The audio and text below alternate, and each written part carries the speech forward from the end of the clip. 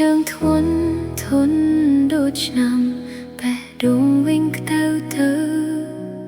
មុខផ្ទះនៅដដែលតែខ្ញុំមិនដដែលទេ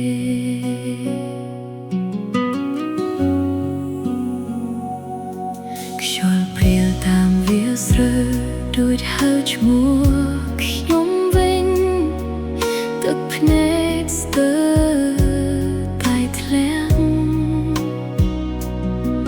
ពេលសំលេងអតីតហើយនៅក្នុងភាពស្ងៀមចិត្តចាប់តាមភ្លឺ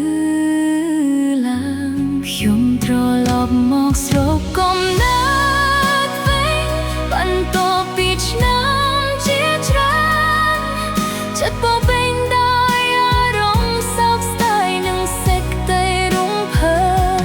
ការចងចាំចាស់ត្រឡប់មកវិញ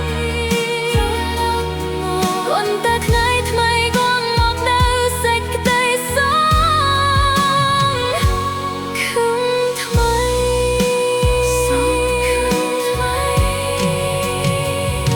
នៅមាត់ព្រៃខ្ញុំឈប់ស្ដាប់សំឡេងគូមាលេងបាល់កន្លែង